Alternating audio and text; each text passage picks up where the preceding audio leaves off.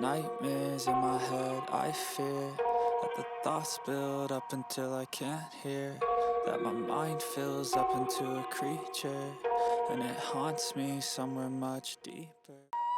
17-year-old Colin Griffith graduates from high school. His mom couldn't be prouder. She even bought him a $26,000 car as a graduation present. They also went on expensive vacations together, including a trip to Australia. But today, Colin Griffith is behind bars, charged with brutally stabbing his loving mom to death. He's dangerous. He showed zero remorse. Zero remorse. And here's the shocking twist. Last year on Valentine's Day, Colin Griffith shot his dad inside their own home. He claimed his dad attacked him and it was self-defense when he opened fire. There were no witnesses, and prosecutors released him, saying there was a lack of evidence to bring him to trial. I spoke with Lincoln County, Oklahoma prosecutor Adam Panter. Now that he's been charged with murdering his mother, do you regret not prosecuting him for killing his father? No, we can only make a decision based on the evidence we have at the time. It's impossible to sit back and predict somebody's future behaviors. After killing his dad, Colin Griffith moved across the nation to live with his mom outside Tampa.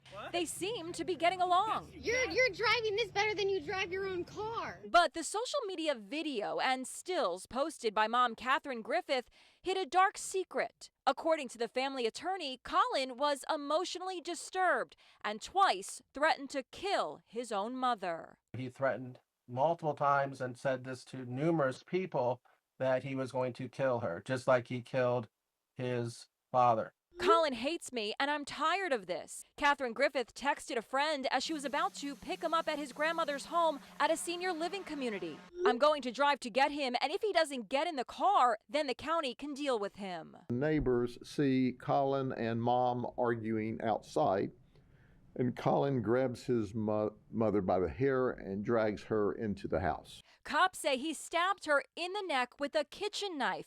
He's claiming she accidentally fell on the knife. First dad, now mom. It's important to understand, when you look at this, you see a kid.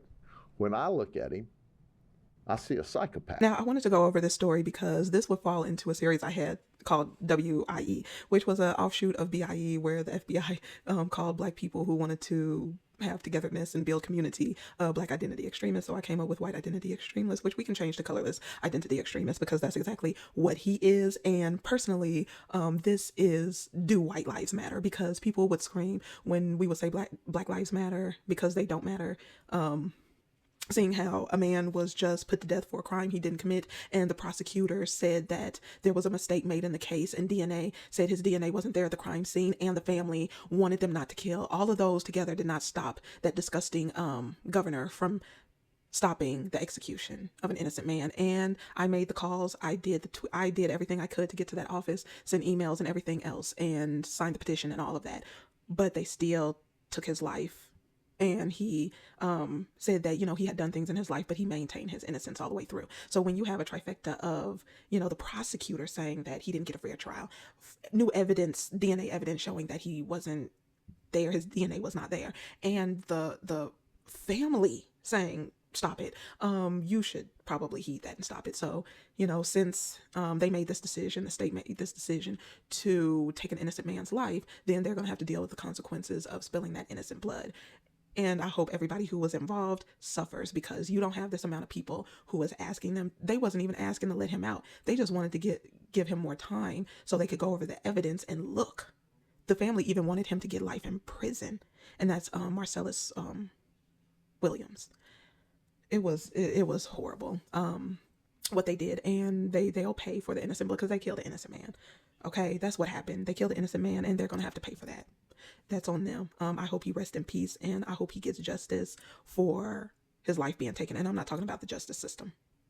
But this young man here who didn't give a F about white lives, he, and the people around him that should clearly have seen he was a danger to his family, didn't give a F about white lives because he's white. So he killed his father, said it was self-defense. They decided not to prosecute. I couldn't see a Black person being given that consideration. I don't even know where to look up a case. I'm sure there's not a case that anybody could find to send to me. That would be a challenge, sending me a case where a Black person has gotten the same consideration. I bet you can't find that needle in a haystack. It's not there.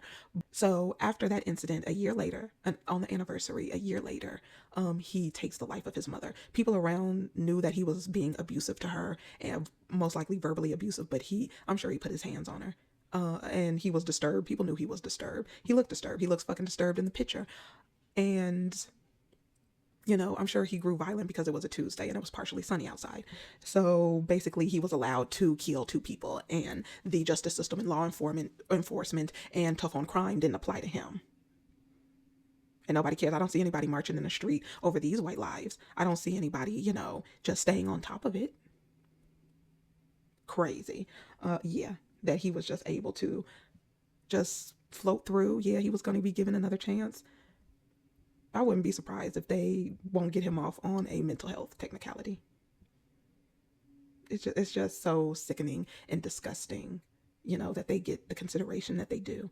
They hold us doubly or triply accountable for certain crimes, and even hold us accountable for crimes that we didn't even commit. They just grab one of us.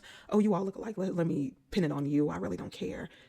And that goes to my point about this. They don't give a flying F about white lives, because basically when they looked into the case, they didn't look hard enough to see that this demon just killed his father, and they could have prevented the death of his mother by doing their due diligence. But they didn't give a F about the white life in Marcellus Williams' case, where they killed him, an innocent man, but the man who harmed her, which I bet you looks like her, gets to go off scot-free. They don't care. They don't care. They put their racism over everything. It's disgusting. But yeah, I'll go ahead and leave it right here. Let me know what you think about this situation, and I'll see you in the next one.